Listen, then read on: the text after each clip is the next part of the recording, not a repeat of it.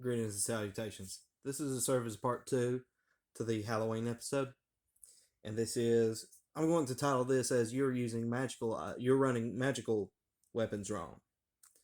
And the reason I say that is because one of the points I wanted to make in that last video, but I was starting to run out of time because I like to try to keep my videos under 15 minutes now, is the fact that most of the more advanced undead, things like wraiths, wights, liches, even vampires, etc., they can only be damaged through magical weapons.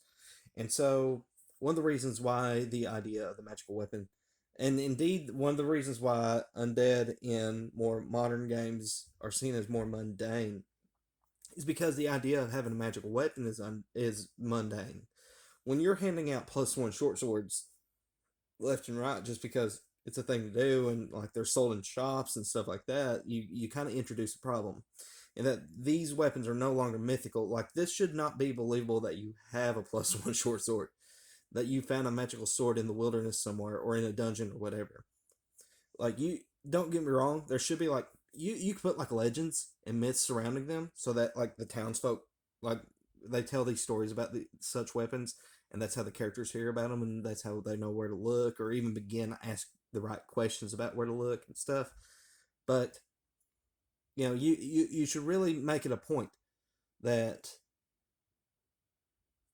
the reason that a wraith or a wight is so dangerous, because those are kind of on the lower end, or even a shadow, which is probably the lowest end of undead. But some people classify shadows as a different type of enemy, not necessarily undead. But let's just say you do.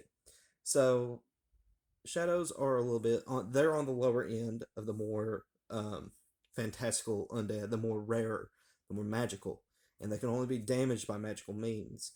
If you do not have a magical weapon, you are not going to deal damage to it. So that's one of the reasons why undead are so scary. If you have a party that like they're level 1 and they're just finding +1 daggers or something all over the place, the shadow is not going to pose much of a threat. Don't get me wrong, it's still going to be kind of deadly, but it's just not going to have the same kind of impact as if they ran into it, they took a swing, and it passed right through. What do we do? you know? So it's one of those things, and I think it comes down a lot to game balance in a lot of ways. Now, don't get me wrong, I understand that a lot of my viewers, when they hear the term game balance, they get, they get all shuddery and like shy away. I don't oppose it, and I know a lot of my viewers don't oppose it either. But let's just talk about it for a second. So this is Castles and Crusades, Monster and Treasure. Let's just open up the book real quick, and we're going to go towards the back, right? So for a level 1 dungeon, right? For a level 1 treasure, for a monster with level 1 treasure, the most in terms of the magical items, the most XP that you can find is 100. So let's go to the magical weapons, and we're going to find that a magical weapon, just a +1, is out of the question because it's 250 XP. That's too much. Now, if we were talking about a level 2 monster treasure, it's 200. Well, the 250 is not too far out of the question. So, in my opinion, you wouldn't really be breaking the game if you put it on level 2. It's more feasible to put it on level 3. It's more understandable, but you could put it on level 2 and it wouldn't rock the game that bad, right?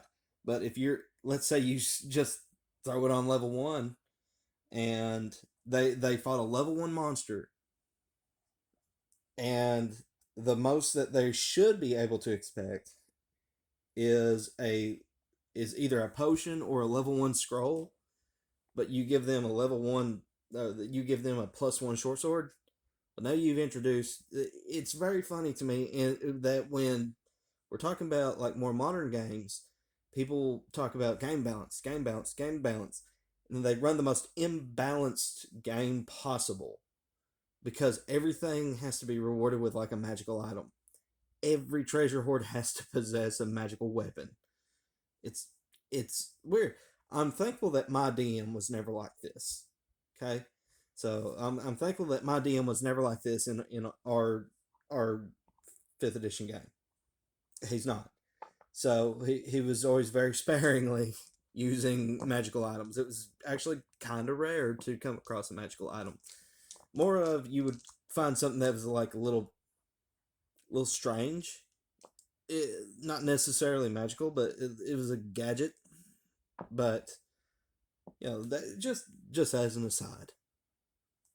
So it just frustrates tongue tied again, frustrates me a little bit that when we have people talking to us about game balance,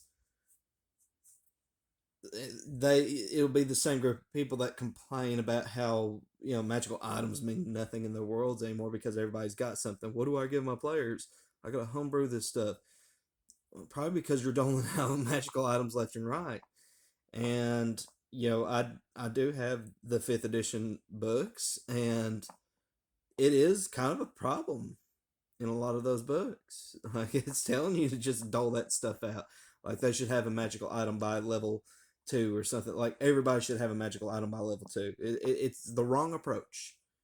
Not everybody should have it. Like I would recommend at least one person. Like I said, but honestly, I try to save that stuff for like level 3. You know what I mean? Like I think the most fantastical that I've ever done in a level 1 was a lesser strand of prayer beads.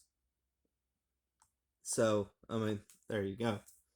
But as always, like that's something that you can also make sure that you make your undead threatening is to put more of those that are resistant to mundane, not flat out immune to mundane weapons into the campaign setting. You need to make sure that you put things in that your players need to retreat from. Not every fight is winnable. So, as always, guys, take care. God bless. I'll see you on the other side. Thanks for watching.